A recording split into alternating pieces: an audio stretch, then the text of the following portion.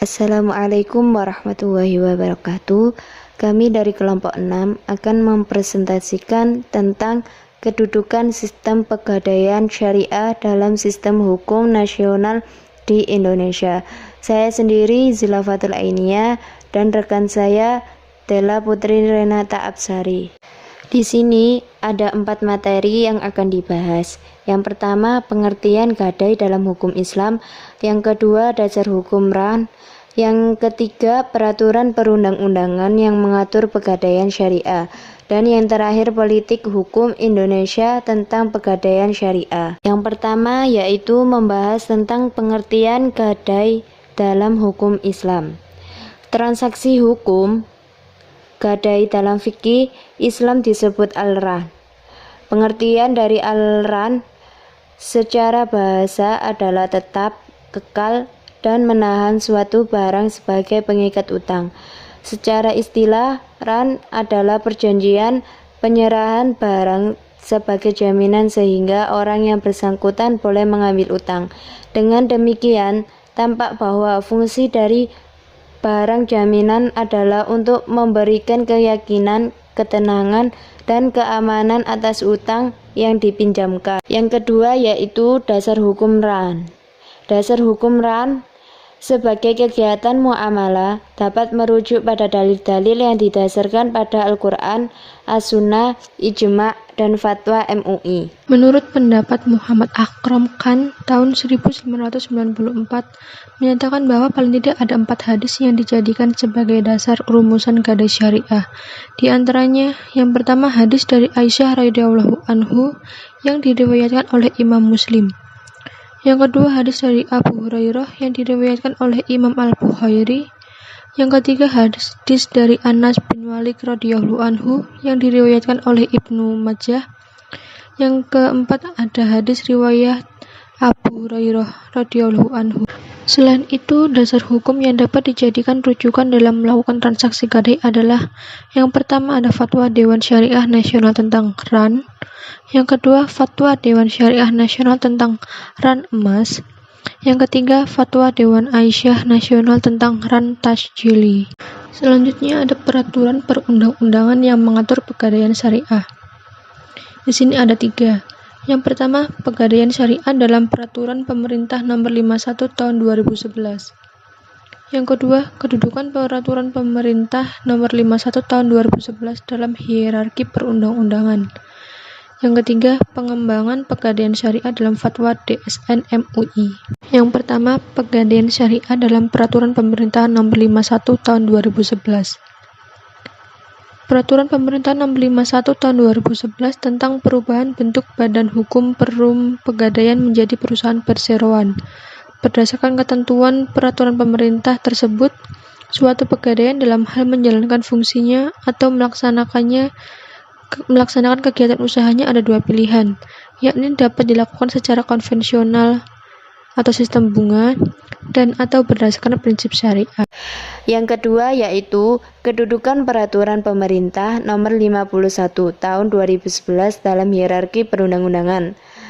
Ahmad Hamim S. At-Tamimi, guru besar dan ahli hukum tata negara UI, menyatakan bahwa untuk mengetahui kedudukan hukum suatu lembaga tersebut kuat atau tidak dapat dilihat pada hierarki perundang-undangan negara RI yang berturut-turut dan berjenjang dari atas ke bawah. Yang ketiga yaitu pengembangan pegadaian syariah dalam fatwa DSN MUI. Menurut Hasanuddin, pada dasarnya semua fatwa yang dibuat oleh DSN adalah berdasarkan adanya permintaan mustafti. Tidak adanya penyebutan nama mustafti dalam fatwa-fatwa DSN ini bisa jadi karena kurangnya ketelitian dan ketertiban administrasi dari DSN itu sendiri. Produktivitas fatwa sangat bergantung kepada seberapa banyak masyarakat pelaku usaha mengajukan permintaan kepada DSN. Adapun peluang pengembangan pegadaian syariah dalam peraturan perundang-undangan lainnya. Di sini ada 11 undang-undang.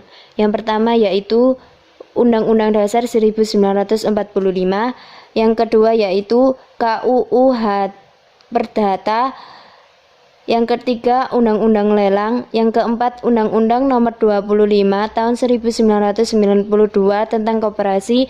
Yang kelima, Undang-Undang Nomor 8 Tahun 1999 tentang Perlindungan Konsumen. Yang keenam, Undang-Undang Nomor 42 Tahun 1999 tentang Jaminan Fidusia. Yang ketujuh yaitu Undang-Undang Nomor 5 Tahun 1999 tentang anti monopoli dan persaingan usaha tidak sehat. Yang ke-8 Undang-Undang Nomor 19 Tahun 2003 tentang Badan Usaha Milik Negara atau BUMN. Yang ke-9 yaitu Undang-Undang Nomor 40 Tahun 2007 tentang Perseroan Terbatas atau PT. Yang ke-10 Undang-Undang Nomor 20 Tahun 2008 tentang Usaha Mikro, Kecil, dan Menengah. Dan yang terakhir yaitu Undang-Undang Nomor 8 Tahun 2010 tentang Pencegahan dan Pemberantasan Tindak Pidana Pencucian Uang. Selanjutnya ada peraturan perundang-undangan yang mengatur pegadaian syariah. Yang pertama adalah landasan penyusunan undang-undang pegadaian syariah. Yang kedua, dukungan para ulama, komunitas ekonomi syariah, dan pemerintah. Yang ketiga, kesiapan sumber daya manusia. Yang pertama adalah landasan penyusunan undang-undang pegadaian syariah. Dari sudut pandang kesejarahan, jauh sebelum NKRI dibentuk, bahkan lebih jauh sebelum para penjajah mengangkangi wilayah Nusantara, apapun sebutan atau namanya ketika itu, negeri ini telah dihuni oleh penduduk yang jelas-jelas beragama, khususnya Islam, dan yang kemudian keluar sebagai mayoritas tunggal sampai kini. Dari sudut pandang kebutuhan masyarakat, kehadiran sistem ekonomi Islam di Indonesia juga disebabkan kebutuhan masyarakat pada umumnya. Terbukti dengan keterlibatan aktif lembaga-lembaga keuangan ekonomi lain yang juga menerima kehadiran sistem ekonomi syariah atau paling sedikit berkenaan dengan hal-hal ekonomi dan keuangan tertentu. Ada kemungkinan bersinergi antara lembaga ekonomi atau keuangan Islam. Demikian juga dengan para pengguna jasa lembaga ekonomi dan atau keuangan Islam. Yang kedua, dukungan para ulama, komunitas ekonomi syariah, dan pemerintah. Untuk memperkuat sistem ekonomi syariah, khususnya pegadaian syariah, paling tidak ada 3 langkah strategis yang harus dilakukan oleh umat Islam. Baik para ulama dan para tokoh, para pakar, umat Islam secara luas yang terdiri atas pengembangan sistem pegadaian syariah dalam bentuk regulasi dan peraturan perundang-undangan. Yang ketiga, kesiapan sumber daya manusia.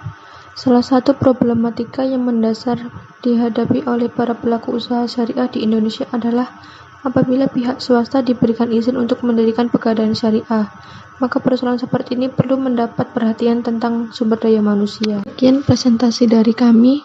Apabila ada yang masih kurang jelas atau ingin ditanyakan, bisa ditanyakan di forum Spada. Terima kasih. Wassalamualaikum warahmatullahi wabarakatuh.